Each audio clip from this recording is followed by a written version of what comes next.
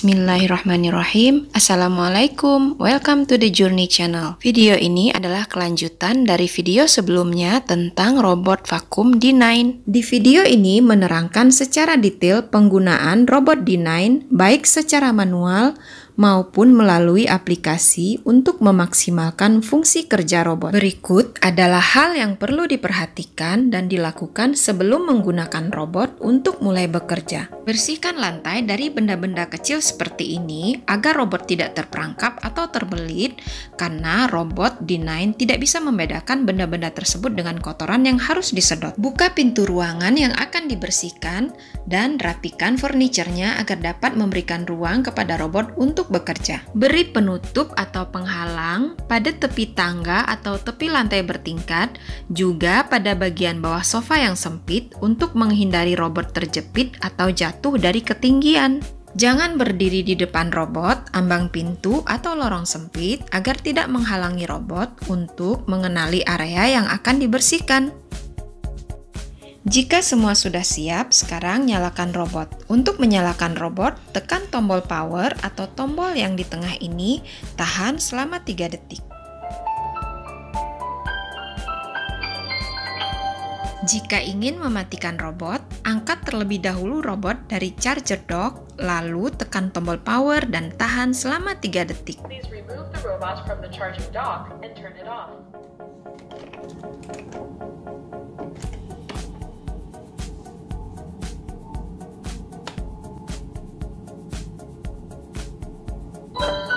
Jika robot dalam kondisi sudah off atau mati, kemudian diletakkan lagi di charger dock, robot akan otomatis menyala kembali, guys.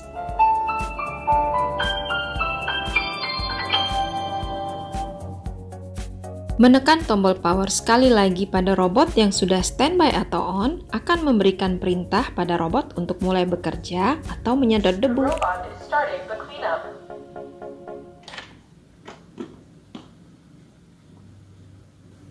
Positioning, please wait.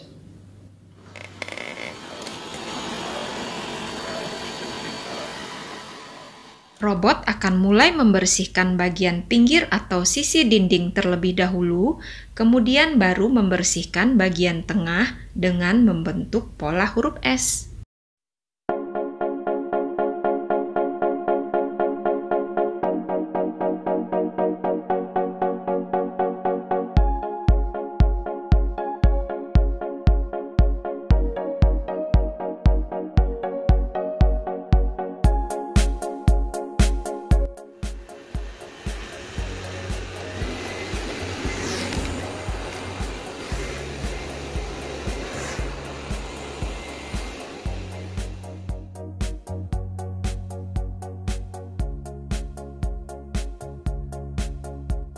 Berikut ini adalah cara menggunakan tombol spot clean pada robot. Spot clean mode berguna untuk membersihkan area berbentuk persegi 1,5 dikali 1,5 meter yang ada di sekitar robot.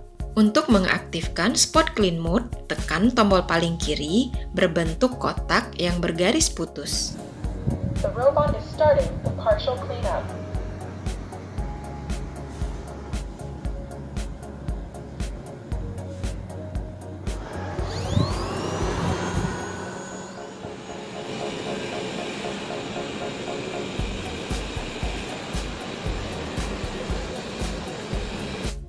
Robot akan mengelilingi area 1,5 dikali 1,5 meter tersebut. Setelah itu baru membersihkan area bagian dalam dengan membentuk pola huruf S. Jika pembersihan sudah dilakukan, maka robot akan otomatis kembali ke tempat semula dan akan kembali ke mode off atau robot akan mati. Cleanup completed. Sebelum menggunakan mode pel, isi terlebih dahulu tangki air, basahi kain pel, kemudian peras, lalu pasang kain pel tersebut pada tangki air.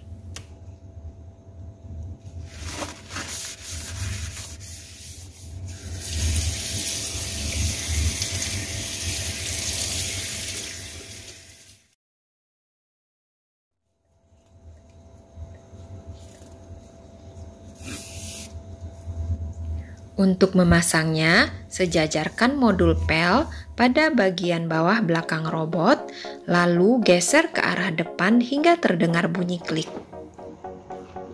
The water compartment has been Tekan tombol installed. power agar robot mulai mengepel. The robot is starting the mopping. Positioning, please wait. Repositioned successfully. The robot will continue the cleanup. Guys, karena mode PEL ini diaktifkan secara manual, sehingga robot tidak bisa membedakan lantai dan karpet. Lipat ujung karpet terlebih dahulu sehingga robot tidak bisa naik ke karpet. Pada bagian penggunaan aplikasi, nanti akan dijelaskan bagaimana cara agar robot tidak bisa naik ke karpet pada saat menggunakan mode PEL. Begin charging. Jika robot sudah selesai mengepel dan kembali ke terminal dock, modul PEL harus segera dilepas. Water tank has been removed.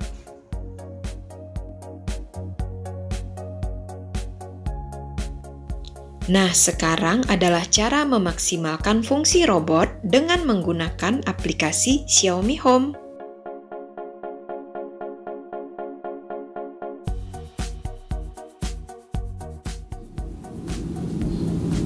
The robot and the phone are connected. Please return to the Xiaomi Home app and wait for the network connection to complete. Network connected successfully. Penjelasan bagaimana cara menghubungkan robot dengan aplikasi Xiaomi Home bisa dilihat di video The Journey sebelumnya yang berjudul Unboxing, Persiapan dan Koneksi Dream Robot Vacuum D9.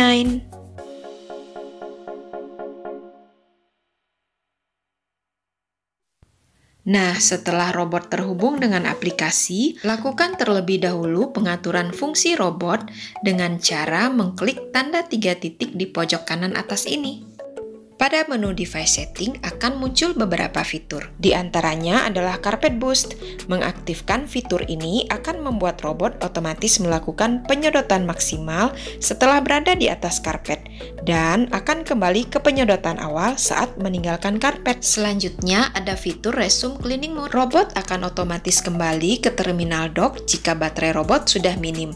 Dengan mengaktifkan fitur Resume Cleaning Mode, pekerjaan yang belum selesai akan otomatis dilanjutkan kembali oleh robot saat baterai sudah terisi penuh. Selanjutnya adalah fitur Do Not Disturb Mode. Fitur ini untuk mengistirahatkan robot sesuai periode jam yang telah ditetapkan. Jika fitur ini aktif, robot tidak akan bisa melanjutkan pekerjaan yang belum selesai dalam rentang waktu istirahat robot yang sudah diatur pada fitur Do Not Disturb Mode ini. Untuk dapat melanjutkan kembali pekerjaan robot, fitur Do Not Disturb Mode ini harus dinonaktifkan.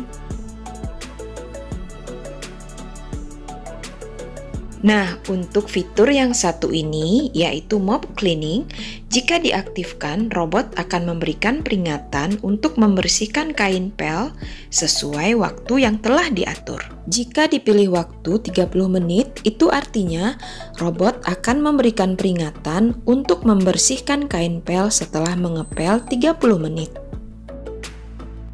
Berikutnya adalah fitur Cleaning Mode. Fitur ini memberikan pilihan untuk mengubah mode atau kekuatan daya sedot robot mulai dari yang paling rendah yaitu mode quiet hingga yang paling kuat daya sedotnya yaitu mode turbo. Untuk sehari-hari biasanya saya memilih mode strong.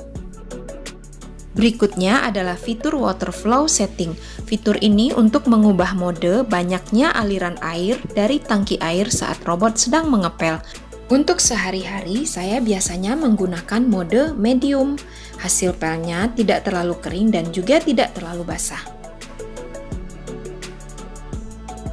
Selanjutnya, ada fitur Schedule Cleanup. Fitur ini berguna untuk membuat jadwal untuk robot melakukan bersih-bersih. Atur cleaning range-nya atau area mana yang mau dibersihkan. Lalu atur jamnya.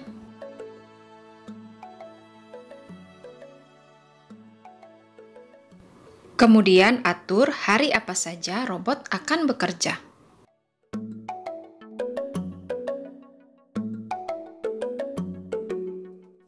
Lalu atur kekuatan daya sedot robot pada cleaning mode. Terakhir terakhir, atur aliran air untuk mode mengepel. Cleaning history adalah fitur yang menyimpan semua riwayat pekerjaan yang sudah selesai dilakukan robot. Selanjutnya adalah accessories usage. Fitur ini memuat info umur atau masa pakai komponen atau alat pembersih robot. Semakin besar nilai persentase yang ditunjukkan, menandakan umur alat masih panjang. Semakin kecil nilai persentase adalah sebagai indikator saatnya alat harus diganti. Alat pendukung yang dimaksud di sini diantaranya adalah filter, side brush atau sikat samping, dan main brush atau sikat utama. Selanjutnya adalah fitur Locate My Robot. The robot is here. Jika diklik, fitur ini akan memberitahukan di mana robot Anda berada. Menu Virtual Wall berfungsi untuk membuat pembatas atau penghalang agar robot tidak bisa melewati tangga atau ruang tertentu yang bisa menyebabkan robot jatuh dari ketinggian atau masuk ke area terlarang. Sebagai contoh, di video ini saya menutup jalan robot agar tidak bisa memasuki area dapur basah.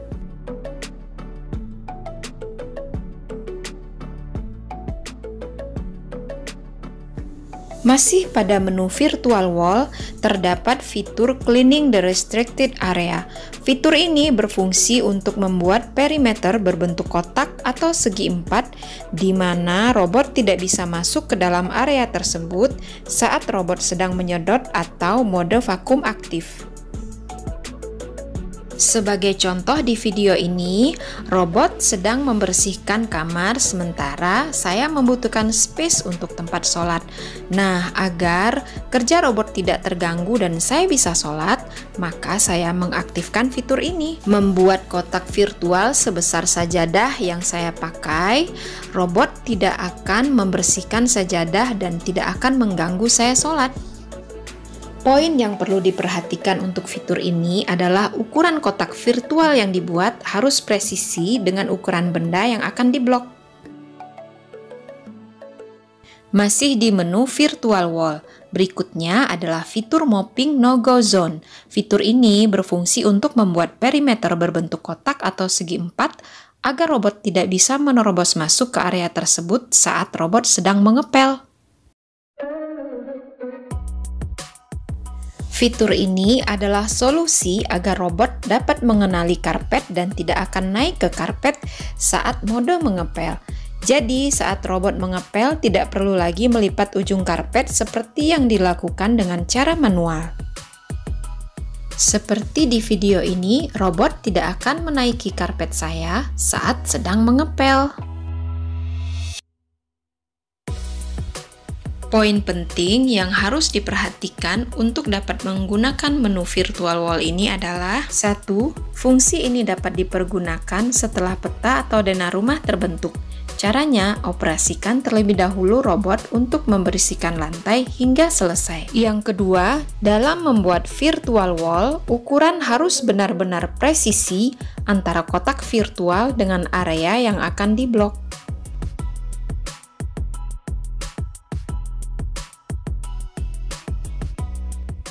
Fitur Zone berfungsi untuk membuat perimeter berbentuk persegi atau segi empat, sehingga robot hanya membersihkan atau menyedot area tersebut. Fitur Zone sama fungsinya dengan Spot Clean Mode, hanya saja Spot Clean Mode dioperasikan secara manual. Sementara Zone dioperasikan melalui aplikasi dengan kelebihan, besaran area yang dibersihkan robot bisa diatur sesuai keinginan. Tidak seperti Spot Clean Mode hanya berukuran 1,5 dikali 1,5 meter. Dan fitur Zone ada pilihan untuk membersihkan areanya loh guys, 1 kali atau 2 kali vakum.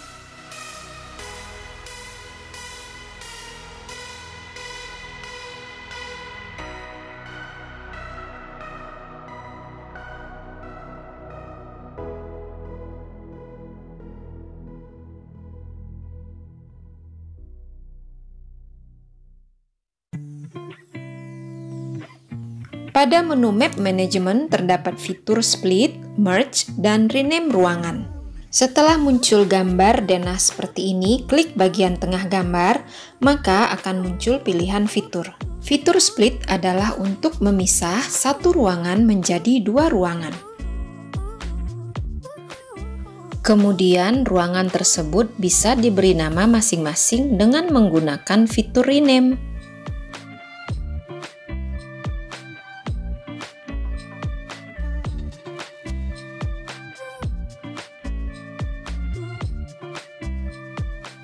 Jika ingin menggabungkan kembali dua ruangan tadi menjadi satu ruangan, gunakan fitur merge. Dengan cara klik kedua ruangan tersebut, lalu klik merge. Dan kedua ruangan tersebut akan menjadi satu.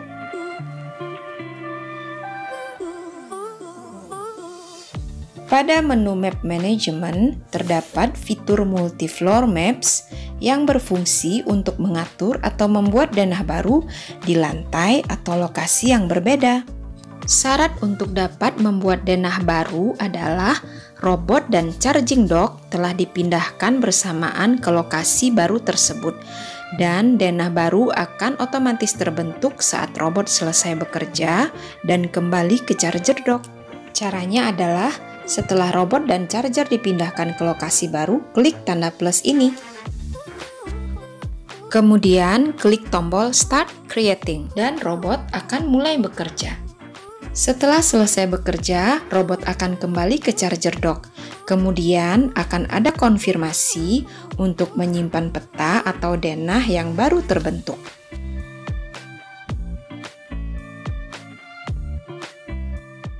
Nah, untuk selanjutnya kita tinggal memilih denah mana yang akan dibersihkan dengan cara masuk ke menu Map Management, lalu pilih peta atau denah yang ingin dibersihkan oleh robot, dengan syarat bahwa robot dan charger dock-nya sudah dipindahkan ke area yang akan dibersihkan tersebut.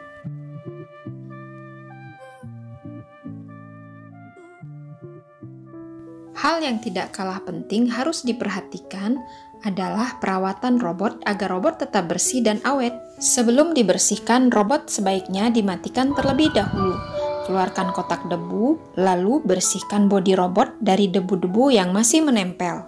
Tekan pelan bersamaan dua klip ini secara berhadapan, lalu angkat kotak debunya.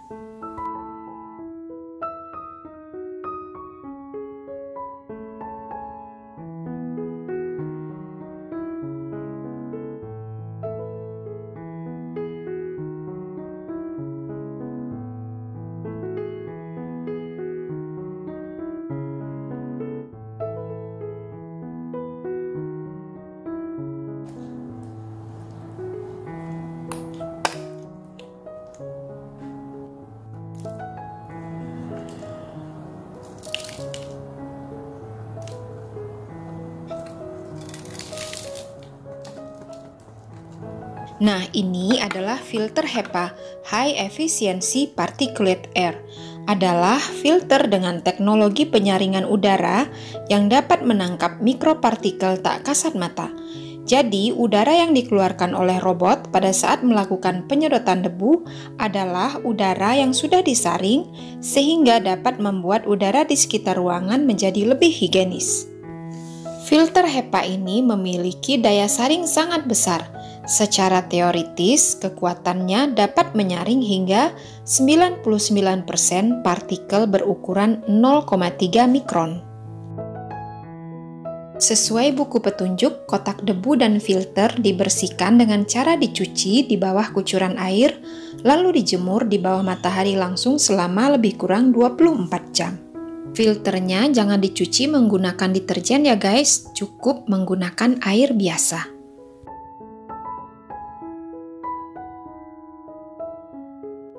Untuk membersihkan modul pel, lepaskan terlebih dahulu kain pel dari tangki air. Lalu buang sisa air yang masih ada di dalam tangki. Bersihkan lubang air pada tangki untuk menghindari terjadinya penyumbatan karena tertutup kotoran.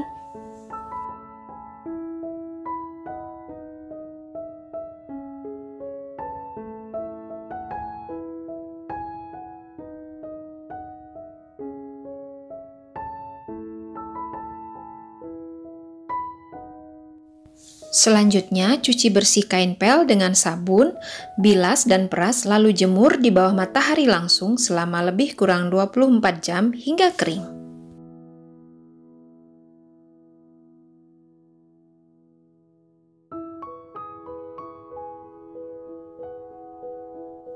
Sekarang kembali ke bodi robot untuk membersihkan komponen sikat dan roda robot.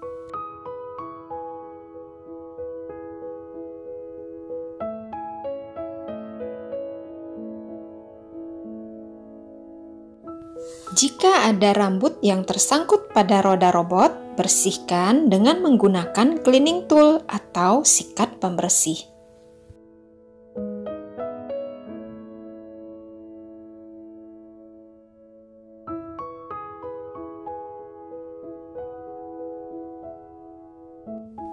Bersihkan sikat utama dengan cleaning tool dari rambut atau benda lain yang melilit. Ini adalah cover atau penutup sikat utama.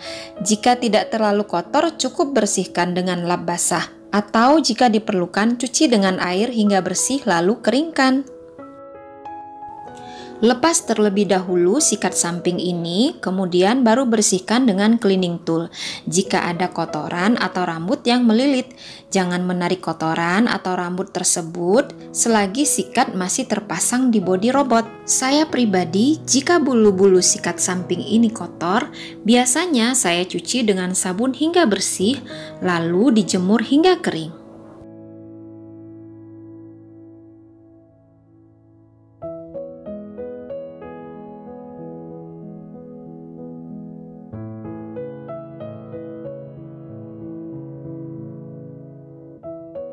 Robot vakum D9 ini adalah sebagai asisten pembersih lantai bagi manusia.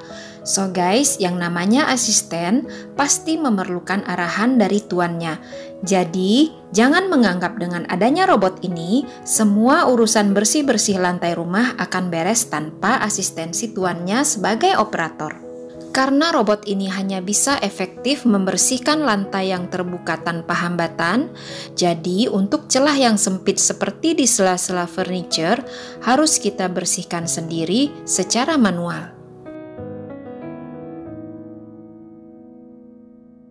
Guys, robot D9 ini tidak mempunyai fitur untuk membedakan debu atau kotoran yang harus disedot dengan benda-benda kecil seperti kabel, mainan anak, sandal, bahkan charger docknya sendiri. Jika dipakai secara manual tanpa melalui aplikasi, robot D9 tidak bisa mengenali ketinggian ataupun celah sempit di bawah furniture. Definisi tuntas menyelesaikan pembersihan pada robot D9 adalah setelah semua pinggir dinding dilintasi dan tengah area dikitari dengan membentuk pola S, bukan berdasarkan sudah habis atau belum semua kotoran atau debu disedot. Jadi, jika lantai belum bersih karena masih ada debu atau kotoran yang tersisa, maka robot bisa diperintahkan untuk melakukan pembersihan ulang. Teknologi lidar navigasi yang dimiliki robot ini adalah sebagai pemandu arah bagi robot untuk mengenal objek di depannya berupa dinding atau benda padat seperti furniture, sehingga robot bisa membuat peta denah area yang telah dibersihkan dan juga agar robot tidak menabrak keras benda-benda padat tersebut. Kelebihan yang dimiliki robot canggih ini dari robot lain adalah kekuatan daya hisap vakum robot yang sangat besar, yaitu sekitar 3000 PA, yang belum dimiliki robot vakum lain sekelasnya, bahkan robot vakum dengan harga jauh lebih mahal dari Xiaomi Dream Robot Vacuum D9 ini. Robot canggih ini sangat membantu meringankan pekerjaan bersih-bersih rumah dan menghemat waktu. Secara paralel, saat robot sedang bersih-bersih, kita bisa mengerjakan pekerjaan lain seperti membaca Al-Quran atau buku, bisa sambil memasak atau bahkan sambil membereskan tempat tidur. Dan kita punya banyak waktu buat me time tentunya guys. Nah guys, sampai di sini dulu ya. Semoga video ini bermanfaat dan dapat memberikan inspirasi. Sampai berjumpa kembali di video The Journey berikutnya. Assalamualaikum.